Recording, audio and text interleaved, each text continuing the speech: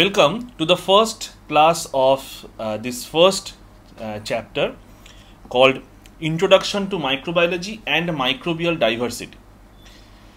Introduction to Microbiology and Microbial Diversity তার মানে দুটো জিনিস আছে যেখানে Introduction to Microbiology ব্যাপারটার মধ্যে আবার দুটো পার্ট আছে। একটা পার্ট তো হচ্ছে মাইক্রোবায়োলজি সাবজেক্টটা কি, তার ডেভেলপমেন্ট কতটা হয়েছে, কতদূর আমরা এই সাবজেক্টটা পড়ে এগোতে পারি, এই সমস্ত কিছুর জন্য the best thing is two view those orientation class lectures যেগুলো একদম শুরুতেই প্রোফাইলের মধ্যে পাবি, সেগুলো একবার দেখে নে। আমার মনে হয় সেগুলো is enough to deal with this questions কে মাইক্রোবায়োলজি পড়ে আমাদের আদৌ হবেটা কি। যদি সেকেন্ড পার্টের কথাটা আমি বলি তাহলে সেখানে কিন্তু আসবে হচ্ছে ডেভেলপমেন্ট অফ মাইক্রোবায়োলজি এবং তার মধ্যে সবচেয়ে গুরুত্বপূর্ণ জায়গা যেটা সেটা হচ্ছে হিস্ট্রি। যদিও এখানে আমি বলে রাখি যে এখানে কিন্তু হিস্ট্রি বলতে আমরা সেই টিপিক্যাল ইতিহাস বলবো না, এখানে কিন্তু হিস্ট্রি মানে বোঝায় history of development of microbiology. তার মানে মাইক্রোবায়োলজি ব্যাপারটা যে ডেভেলপমেন্ট হয়েছে, অর্থাৎ মাইক্রোবায়োলজি ব্যাপারটা কিন্তু 100 বছর 200 বছর পুরনো নয়। শুনলে হয়তো অবাক লাগবে, মাইক্রোবায়োলজি ব্যাপারটা কিন্তু 2000 বছর পুরনো, 2000 ইয়ার্স ওল্ড একটা কনসেপ্ট। এই 2000 বছরেরও বেশি পুরনো এই সাবজেক্টটা, এবং এই সাবজেক্টটা কিন্তু রাতারাতি এভাবে তৈরি হয়নি। অর্থাৎ 2000 বছর আগে, 2000 ইয়ার্স আগো, ইট was not known as microbiology. এটা একটা ন্যাচারাল বায়োলজিক্যাল সিস্টেম ছিল, র্যাদার অনেকে বায়োলজিক্স বলতেও আপত্তি করত। তো এই যে একটা সিচুয়েশন, অর্থাৎ এই যে একটা পরিবেশ যেখানে জিনিসটা বায়োলজি হিসেবেই সেভাবে রিকগনিশন পায়নি, সেখান থেকে আজকে ইন 2020-তে এটা একটা মাইক্রোবায়োলজিতে কনভার্ট হওয়া, অর্থাৎ এই যে একটা বিরাট জার্নি, এই জার্নিতে শুধুমাত্র কিন্তু আমাদের হিস্ট্রি বলতে, মানে এই সাবজেক্টের হিস্ট্রি বলতে কিন্তু রাজাদের যুদ্ধ বোঝায় না। অর্থাৎ এখানে কিন্তু কোনো এম্পায়ার নেই, এখানে কিন্তু কোনো কিংডম নেই, তারা যুদ্ধ করে মরছে, এই ওকে বিষ মিশিয়ে দিচ্ছে খাবারে, ওর গলা কেটে দিচ্ছে, এই নিয়ে কিন্তু ব্যাপারটা নয়। ব্যাপারটা কিন্তু পুরোটাই একটা সায়েন্টিফিক ডেভেলপমেন্ট, একটা সায়েন্টিফিক থট, একটা সায়েন্টিফিক কনসেপ্ট যেটাকে এস্টাবলিশ করার জন্য প্রচুর সায়েন্টিস্ট তাদের সময়, তাদের ইন্টালেক্ট, তাদের লাইফ পর্যন্ত দিয়েছে। আমরা এরকম যদি ইতিহাস ঘাঁটি তাহলে দেখব রেনেসার টাইমে কিন্তু এরকম প্রচুর বিপ্লব হয়েছিল। অর্থাৎ এইরকম জিনিস আমরা প্রচুর ছোটবেলায় পড়েছি, যেখানে আমরা দেখেছি অনেক ধরনের অনেক সায়েন্টিস্ট, কোপার্নিকাস, গ্যালিলিও, নিউটন পর্যন্ত নানান রকমভাবে কিন্তু তারা বিভিন্ন রকমভাবে সোসাইটি থেকে, সমাজ থেকে কিন্তু একটা বিরাট একটা পানিশমেন্টও পেয়েছিল। অর্থাৎ সেই সময় কিন্তু ফাইটটা ঠিক এই সময়ের ফাইটের মতো নয়। অর্থাৎ এখন কিন্তু মাইক্রোবায়োলজিকে এস্টাবলিশ করার দরকার হয় না, because it was already established. কিন্তু এইটা আমাদের জানতে খুব অবাক লাগে যে এই আজকের মাইক্রোবায়োলজি, আজকের ব্যাকটেরিয়া, আজকের ভাইরাস আজ থেকে 2000 বছর আগে, 2000 ইয়ার্স ওল্ড অবস্থায় কিভাবে পৃথিবীর বুকে, তো তারা ছিলই, কিন্তু লোকে জানতো না। তাহলে লোকে যে জানতো না, লোকে তার বদলে কি জানতো? শুধু কি জানতো সেটা নয়, যেটা জানতো সেটা সম্পূর্ণ ভুল, ডাহা মিথ্যে কথা, কিন্তু সেই সময় সেটাই তারা প্রচার করত। অর্থাৎ তারা সেটাই প্রচার করে বেড়াতো যেটা তারা জানতো তারা ভুল জানে, কিন্তু তারা সেই ভুলটাকেই প্রচার করতো এবং মানুষকে বিশ্বাস করাতে বাধ্য করতো যে তারা যে ভুলটা প্রচার করছে সেটাই ঠিক। কিন্তু সবসময় এই রকম ধরনের সিচুয়েশানে বা এইরকম ধরনের অ্যাগ্রেসিভ মেন্টালিটিতে আমি 1 জন 2 জন 10 জন 100 জন 1000 জনের মুখ বন্ধ করে রাখতে পারি, কিন্তু যে জিনিসটা বন্ধ করে রাখতে পারবো না সেটা হচ্ছে সায়েন্টিফিক ইনফ্রাস্ট্রাকচারাল ডেভেলপমেন্ট। এবং সব থেকে বড় কথা যেটা আমার মনে হয় সেটা হচ্ছে ইন্টালেক্ট, অর্থাৎ বুদ্ধি।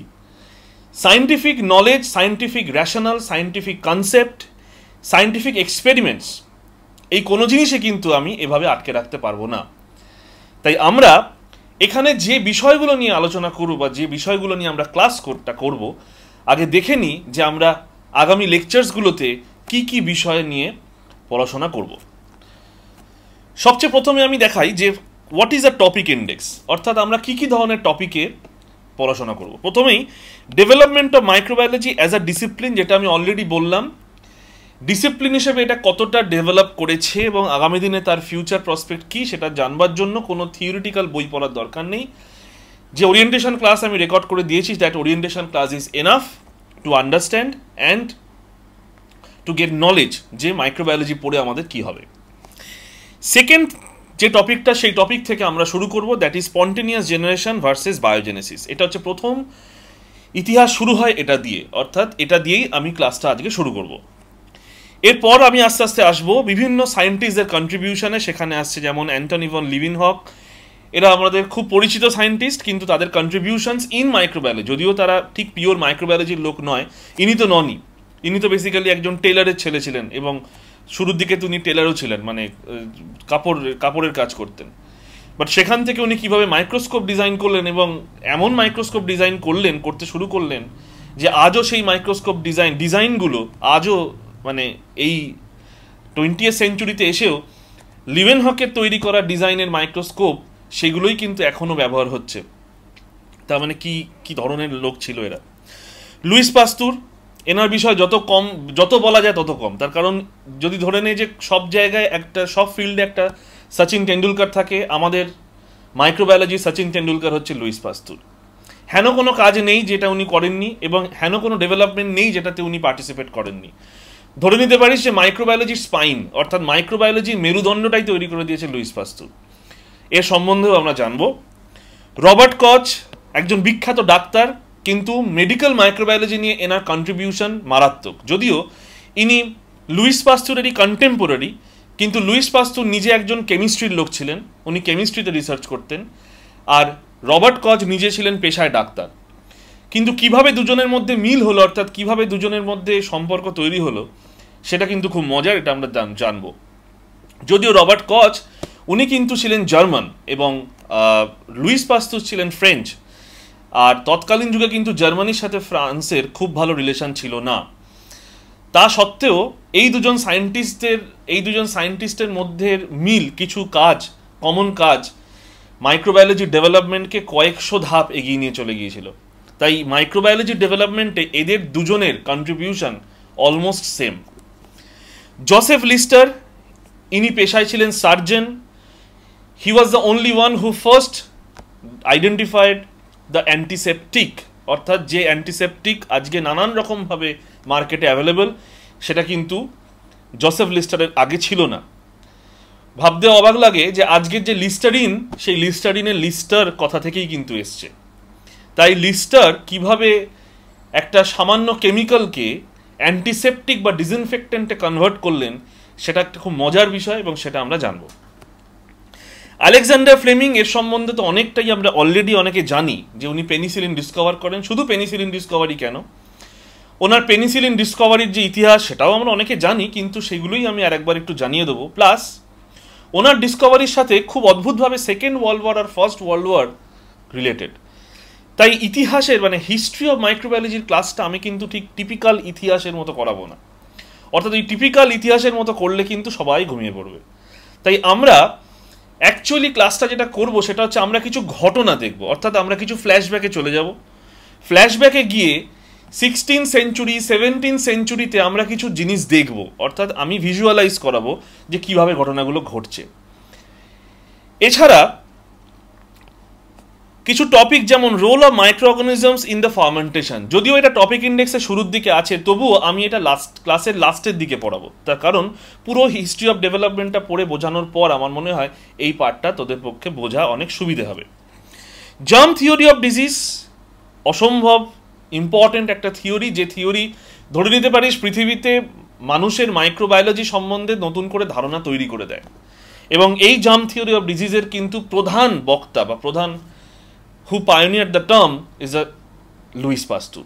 যদিও মেডিকেল মাইক্রোবায়োলজিতে এই একই জিনিস কিন্তু এস্টাবলিশ করেন রবার্ট কচ, যে কারণে আমি বললাম মাইক্রোবায়োলজি যদি স্পাইন বলে কিছু হয়ে থাকে, অর্থাৎ মেরুদণ্ড, অর্থাৎ স্কেলিটন অফ মাইক্রোবায়োলজিক্যাল রিসার্চ, তার মধ্যে কিন্তু মেজর কন্ট্রিবিউশন এই দুই ভদ্রলোকের, একজন লুইস পাস্তুর, একজন রবার্ট কচ।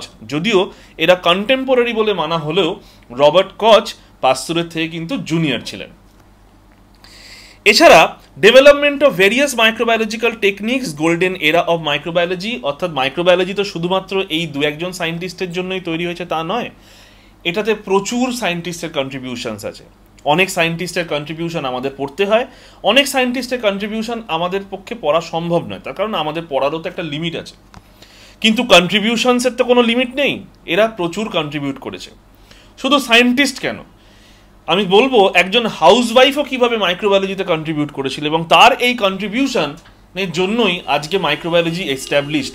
অর্থাৎ এই টেকনিক, এই ইনফ্রাস্ট্রাকচার, এই রিসার্চ, এই ডেভেলপমেন্ট একটা সামান্য হাউসওয়াইফের জন্য তৈরি হয়েছে।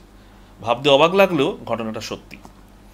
এছাড়া আলাদা আলাদা করে কিছু ডেভেলপমেন্ট আমরা পড়বো, যেমন বেইনজারিংকের আমরা কন্ট্রিবিউশন পড়বো, উইনোগ্র্যাডস্কি পড়বো, ওয়েক্সম্যান পড়বো। এছাড়া আরও আছেন যেমন পল এলরিক, এলিম্যাটিনফ এবং এডওয়ার্ড জেনার। এছাড়াও আমি দু একজন আরও সায়েন্টিস্টকে এখানে ইনকর্পোরেট করিয়েছি, যাদের নাম হয়তো টপিক ইন্ডেক্সে দেখতে পাচ্ছিস না, কিন্তু তাদের কন্ট্রিবিউশন আমি পড়াবো, তার কারণ তাদের কন্ট্রিবিউশনটা সত্যি খুবই গুরুত্বপূর্ণ। তাই আমরা সবচেয়ে প্রথমে শুরু করব যে সব থেকে বড় ঘটনা মাইক্রোবায়োলজির, সেই ঘটনাটাকে নিয়ে, যেটাকে বলা হয় অ্যাবায়োজেনেসিস ভার্সেস বায়োজেনেসিস।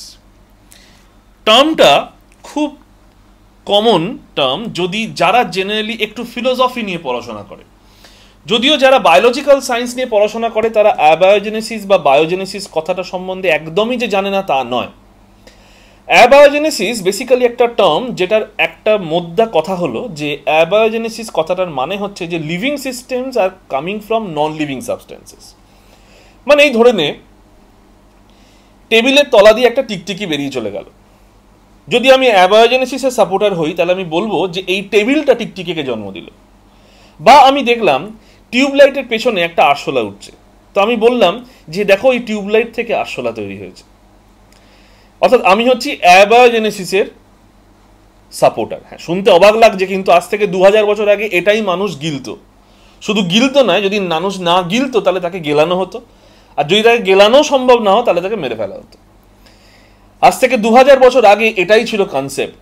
কিন্তু এই কনসেপ্টটা হঠাৎ করে আসেনি, এই কনসেপ্টটা এসছে কিছু ন্যাচারালিস্টদের হাত ধরে। ন্যাচারালিস্ট কারা?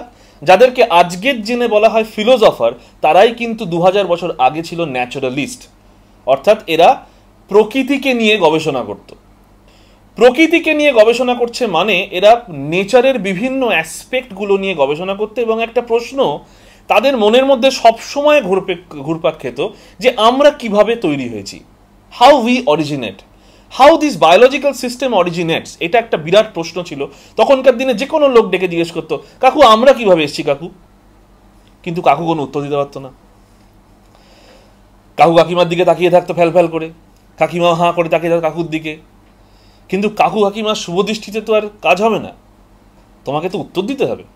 তুমি একজন এত বড় ন্যাচারালিস্ট, একজন এত বড় ফিলোসফার, তুমি হাঁ করে বসে থাকবে, জনগণ তোমাকে জিজ্ঞেস করছে যে আমরা কিভাবে এসেছি, আমাদেরকে বোঝান আমরা কিভাবে এসেছি, পৃথিবীতে আমরা কিভাবে এসেছি, আমরা তো বায়োলজিক্যাল এলিমেন্ট।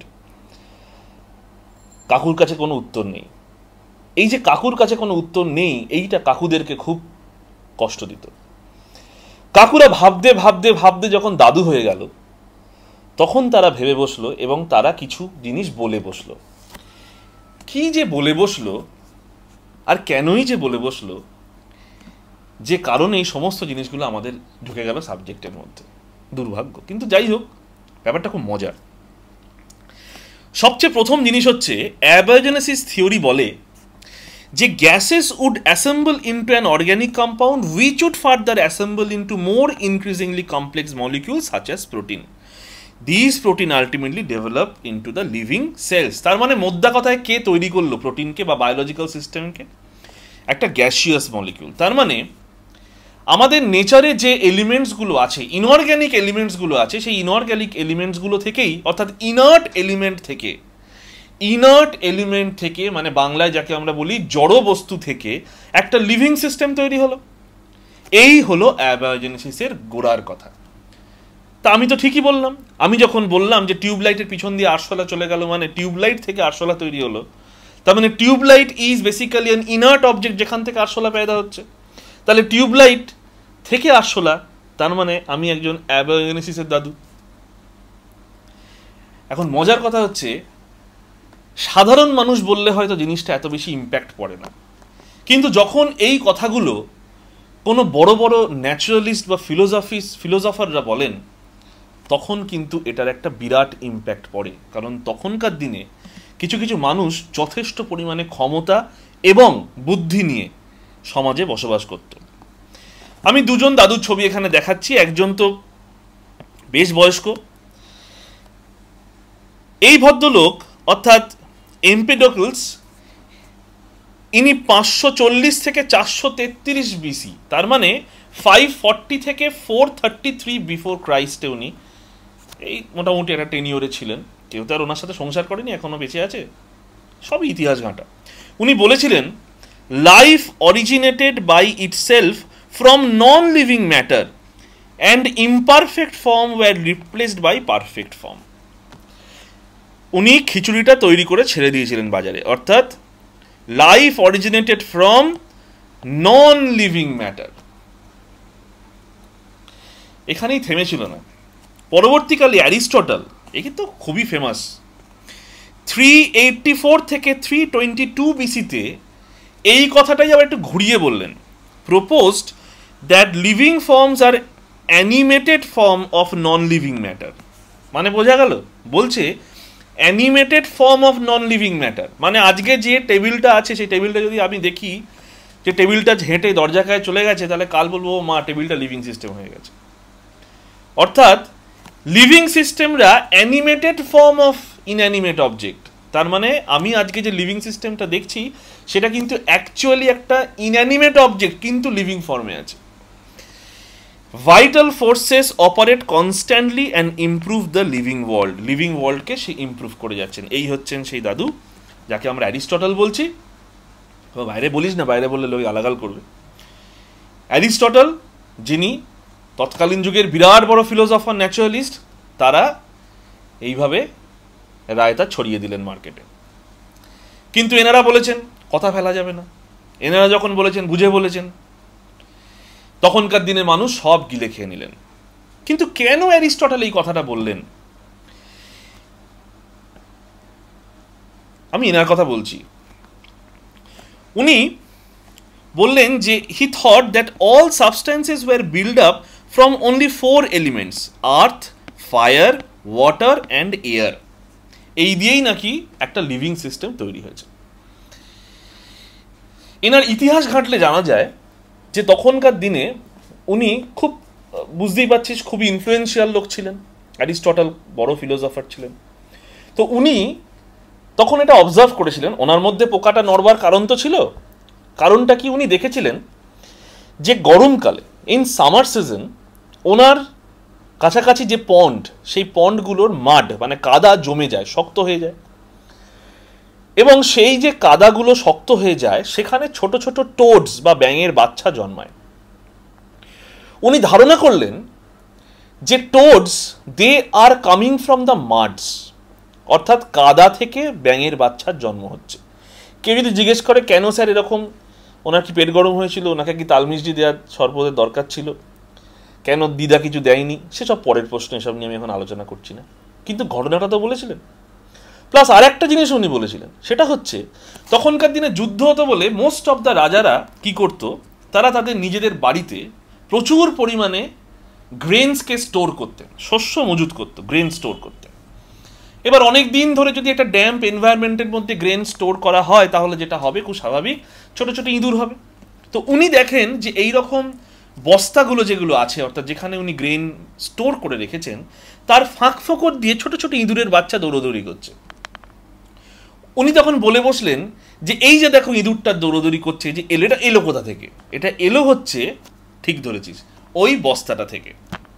তাহলে এই বস্তাটা একটা ইনঅ্যানিমেট অবজেক্ট, সেখান থেকে একটা অ্যানিমেট অবজেক্ট জন্ম নিয়েছে। তার মানে স্পন্টেনিয়াস জেনারেশন থিওরিটাই ঠিক। মানুষ বিশ্বাস করলো, তার কারণ মানুষ এক্সপেরিমেন্টালি দেখলো নিজের চোখেতে। আমি এটাই বোঝানোর চেষ্টা করলাম।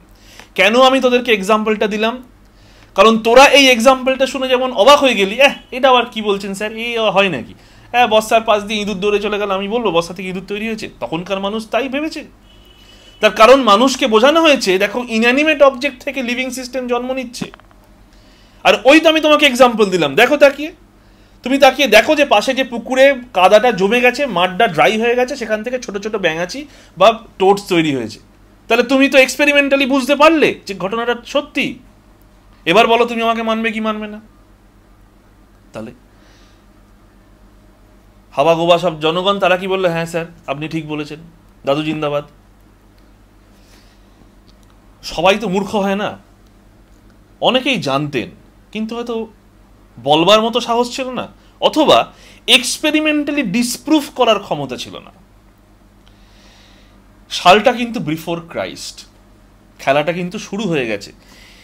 এই ভদ্রলোক কিন্তু খেলাটা শুরু করে দিয়েছেন, যদিও আমরা ধরে নিই অ্যারিস্টটল শুরু করেছেন, তবুও অনেকে এনাকে দিয়েও শুরু করান।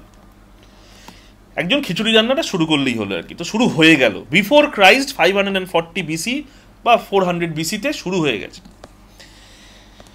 এবার একটা অদ্ভুত জিনিস লক্ষ্য কর, 1626 থেকে 1697, মানে 16th সেঞ্চুরি, বিফোর ক্রাইস্টের পর এই প্রথম 16th সেঞ্চুরিতে কেউ প্রথম এই স্পন্টেনিয়াস জেনারেশন থিওরি বা অ্যাবায়োজেনেসিস তার এগেনস্টে কথা বলে উঠল। সব থেকে প্রথম কেউ একজন বলে উঠল যে আপনি ভুল বলেছেন দাদু, আপনি যেটা বলেছেন সেটা ঠিক নয়।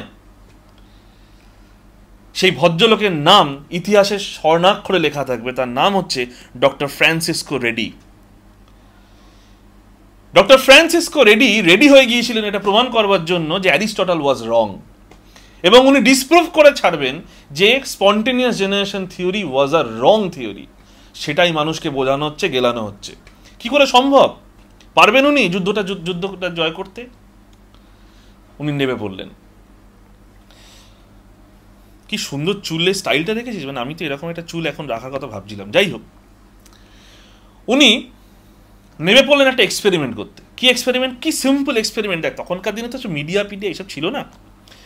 মাংসের দোকান থেকে মাংস কিনে এনে উনি 3টে জার করলেন। দেখ, 3টে জার রেডি করলেন। একটা জার ওপেন, সেকেন্ড জারটাতে কর্ক সিল্ড, মানে একদম কর্ক সিল্ড, আর থার্ড জারটাতে একটা গজ দিয়ে কভার করে দিলেন। বোঝা গেল? 3টে টুকরো মাংস 3টে জারেতে উনি রাখলেন। দেখো, 3টে টুকরো মাংস উনি রেখেছেন। প্রথম টুকরো মাংসটা ওপেন টু এয়ার, দ্বিতীয় মাংসর টুকরোটা কর্ক দিয়ে আটকানো আছে, আর থার্ড টুকরোটা গজ দিয়ে আটকানো আছে। উনি এটা দেখালেন যে বেশ কয়েকদিন পর যেটা ওপেন কন্টেনার ছিল সেখানে ম্যাগট ফর্মেশন হয়েছে। ম্যাগট মানে ছোট ছোট বাচ্চা ফ্লাইজ, অর্থাৎ মাছি টাছি যা থাকে তাদের ডিম ফুটে বাচ্চা হয়েছে, ম্যাগটস তৈরি হয়েছে। যেটাতে কর্ক দেওয়া ছিল সেটাতে কোনো ফর্মেশন অফ ম্যাগটস হয়নি, আর যেটাতে গজ বাঁধা ছিল সেখানে গজের ওপরে ম্যাগটস তৈরি হয়েছে। দেখ, উনি এক্সপ্লেন করলেন যে যদি স্পন্টেনিয়াস জেনারেশন থিওরি ঠিক হতো, if spontaneous generation theory was right, তাহলে 3টে ক্ষেত্রেই, for all of this 3 experiments, প্রত্যেকটা ক্ষেত্রে ম্যাগটস তৈরি হওয়ার কথা। তার কারণ according to spontaneous generation theory, life এই মাংসের টুকরো থেকে আসছে, is coming from this piece of meat, they are not coming from any biological origin. তাহলে কেন সেকেন্ড এবং থার্ড এই দুটো কন্টেনারেতে আমি কিছু অর্গানিজম পেলাম না? উনি বললেন যে স্পন্টেনিয়াস জেনারেশন থিওরি ওয়াজ রং। এই 3টে মিটের মধ্যে যে মিটটা ওপেন, আমরা বুঝতে পারছি কেন, কিন্তু উনি এটা বোঝালেন যে মিটটা ওপেন সেখানে এয়ার কন্টামিনেশন হচ্ছে, ফ্লাই উড়ে আসছে, সে এসে lay down their eggs and maggots develop করছে। যেটা কর্ক সেটা খুব শক্ত, তাই ম্যাগটস তৈরি হওয়ার কোনো সম্ভাবনা নেই, বিকজ যারা flies they don't lay down their eggs on the hard surface. আর গজ যেহেতু নরম, যেহেতু সফট, তাই ম্যাগটস ওখানে তৈরি হচ্ছে, বিকজ ফ্লাইজ কনফিউজড হয়ে গিয়ে সেখানে তো গন্ধটা পাচ্ছে, মিটের গন্ধটা পেয়ে সেখানেই লে ডাউন দেয়ার এগস। উনি প্রমাণ করে দিলেন যে স্পন্টেনিয়াস জেনারেশন থিওরি ওয়াজ রং। কিন্তু বেশি দিন যায়নি ওনাকে ডিসপ্রুভ করতে। কিছু কিছু লোক থাকে যারা এই ধরনের জিনিসকেও, স্পন্টেনিয়াস জেনারেশন থিওরির মতো একটা থিওরি যেটা সর্বৈব ভুল, সেটাকেও সাপোর্ট করতে এগিয়ে আসে।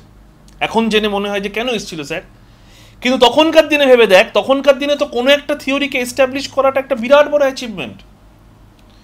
সব থেকে প্রথম যিনি স্পন্টেনিয়াস জেনারেশন থিওরির সাপোর্টে এলেন সেই ভদ্রলোকের নাম হচ্ছে জন নিদাম। তাই জন নিদামের ঘটনাটা ঘটানোর আগে, অর্থাৎ জন নিদামের এক্সপেরিমেন্টটা বোঝানোর আগে আমি একটা ছোট্ট ভিডিও ক্লিপ শেয়ার করছি।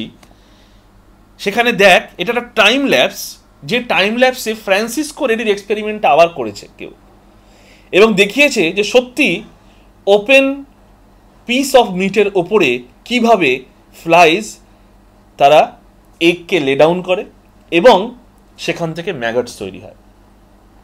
প্রথমে এই ভিডিওটা দেখে নে, তারপরে আমি জন নিদামের এক্সপেরিমেন্টে আসছি।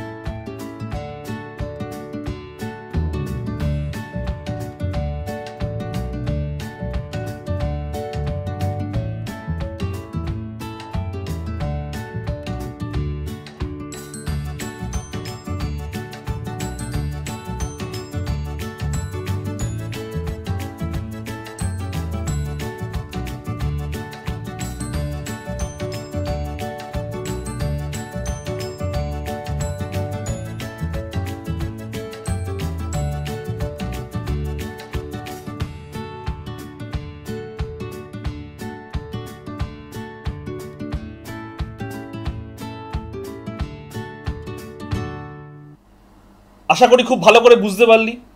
অর্থাৎ ফ্রান্সিসকো রেডি যে এক্সপেরিমেন্টটা করেছিলেন এবং তার এক্সপেরিমেন্টটাকে আবার রিপিট করে কেউ একজন টাইম ল্যাপসে অ্যাড করেছে। জন নিদাম ছিলেন স্পন্টেনিয়াস জেনারেশন থিওরির সাপোর্টার, অর্থাৎ উনি সাপোর্ট করতেন।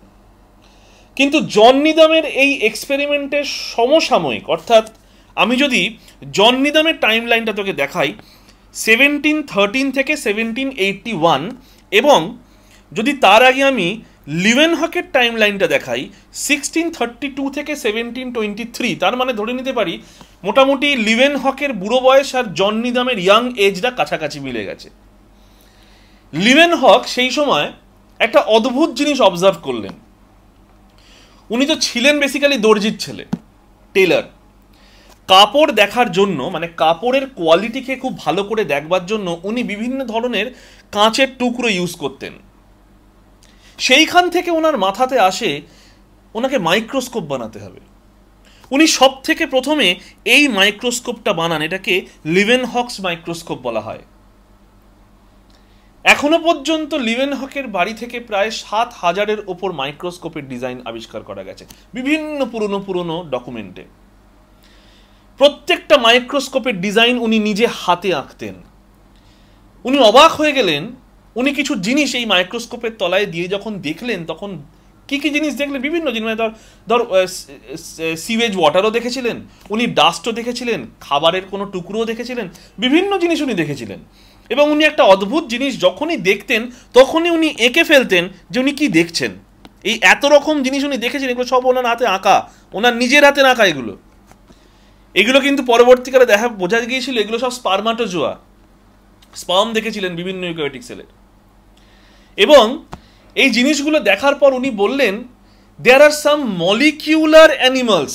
কি মজার কথা উনি বললেন, এতদিন পর্যন্ত এইসব কোনো টার্ম জানতোই না লোকে। 16th সেঞ্চুরিতে উনি সব থেকে প্রথমে একটা টার্মকে ইউজ করলেন, তার নাম দেওয়া হলো অ্যানিমাল কিউলস।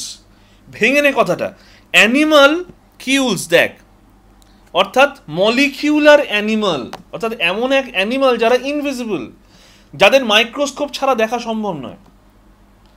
তার মানে উনি এটা বোঝানোর চেষ্টা করলেন যে এমন কিছু জিনিস পৃথিবীতে আছে যাদেরকে আমরা খালি চোখে নেকেড আইতে দেখতে পাই না, দে আর ইনভিজিবল। এই ইনভিজিবল মেটেরিয়ালগুলোকে আবিষ্কার করবার পরও জন নিদাম সমসাময়িকভাবে স্পন্টেনিয়াস জেনারেশন থিওরিকে সাপোর্ট করবার জন্য এক্সপেরিমেন্ট সেট আপ করলেন। কি সেই এক্সপেরিমেন্ট, কিভাবে করেছিলেন জন নিদাম সেই এক্সপেরিমেন্টে স্পন্টেনিয়াস জেনারেশন থিওরিকে আবার প্রুফ করেছিলেন অ্যারিস্টটলের পর, সেটা আমরা এর পরের লেকচারে দেখব।